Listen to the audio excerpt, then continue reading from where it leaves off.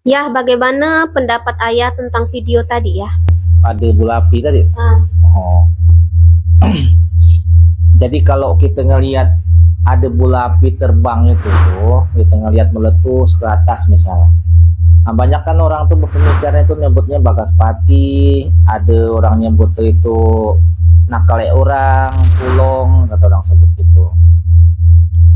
Jadi sebenarnya perlu kita paham ya, bahwa gitu tuh kalau kita orang Islam tuh kenal itu namanya Ignis Fatuus namanya.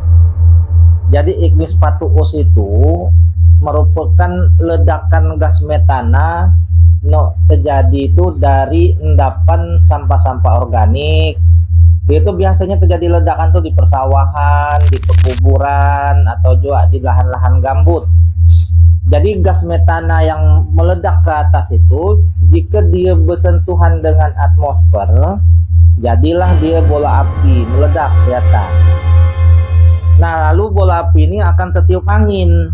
Nah, dari situlah bola api itu timbulnya itu kemudian tuh menuju ke hutan-hutan, jatuh atau di mana. Nah, ini kalau dalam teori ilmiah disebut namanya itu hantu atmosfer. Nah, inilah yang dijadikan bahan dari para dukun meniru untuk nakal orang. jadi itu tuh sebangsa jin atau alat untuk teluh atau santet?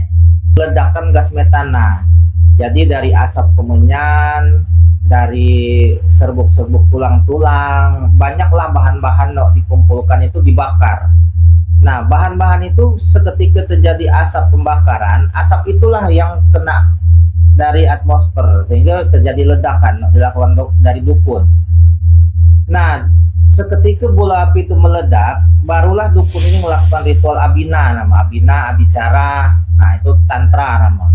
Nah, mereka melakukan itu akhirnya adalah persekutuan dengan makhluk energi.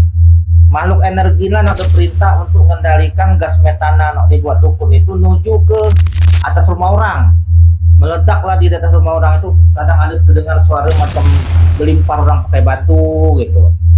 Makhluk energi ini jin ya kah?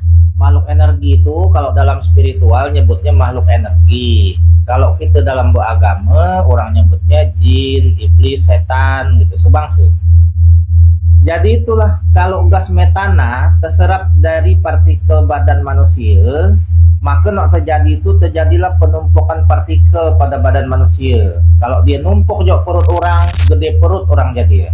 Kalau numpuk jauh bagian lengan, bengkak tangan orang, jauh kaki, bengkak umpang orang. Ah, itulah orang kena teluh, begitulah cara orang neluh. Nah, dalam tantra abicara itulah ada ritual. Ritual itu muat gas metana tadi, dibuat dari dukun. Niru ledakan gas metana dari unsur alam. Nah, itu ditiru gitu.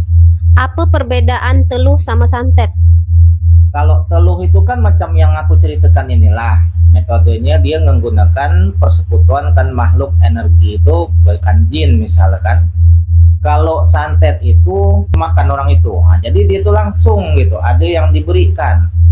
Tapi santet tidak membunuh orang.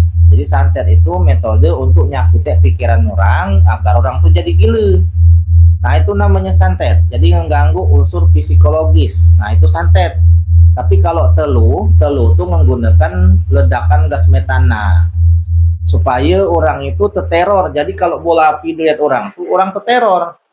Dari teror rasa takut itulah unsur-unsur sugesti mantra itu masuk ke badan orang. Nah, udah itu badan nyerap gas metana. Nah, itulah yang buat orang jadi sakit.